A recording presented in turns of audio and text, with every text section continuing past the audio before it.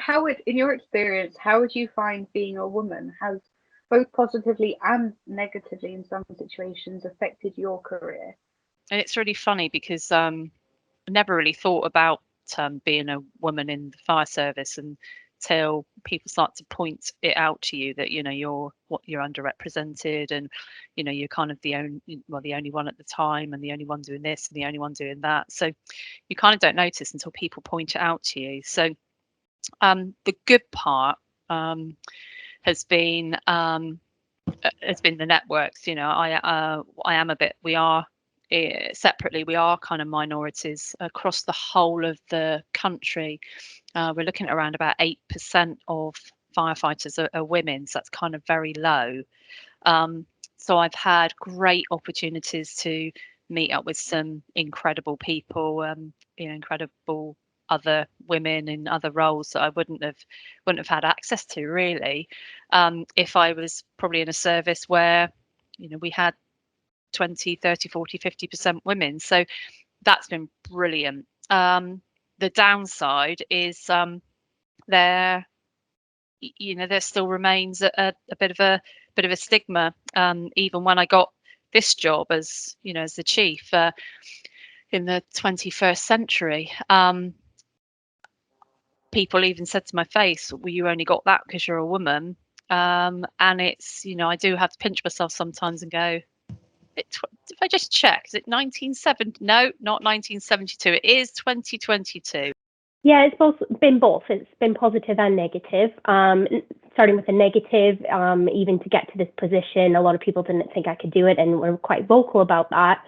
And leading to my career as it is at the minute, I've had lots of instances of, not being allowed into certain rooms because of who I am, and being female. So I've had to push really hard to get to where I am. But on the flip side, positives means, people will stop and listen because I'm not what they would think of when a spaceport director gets mentioned. So I do catch people's attention, and I love to use that to surprise them. They might have preconceived notions of maybe what I might be like or what I might say. So I love the element of surprise. I think being a female has also given me an opportunity to communicate a bit differently with challenging conversations with some of our stakeholders.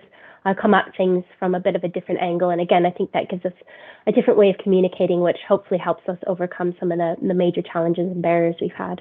I've had 3 children, and I've actually had the real luxury of being able to manage my career around my children, which again has been a really positive move.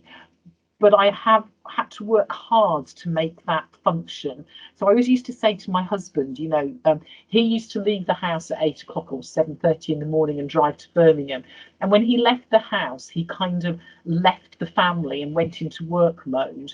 And then all he thought about was work. Whereas I was working from home, and which was not a problem. So I would do the school run with the kids, and then I'd maybe nip to Tesco's and pick up whatever we were going to have for supper. And in my head all day long, I'd be thinking, so what time do I need to finish so that I can then cook the meal, do the washing?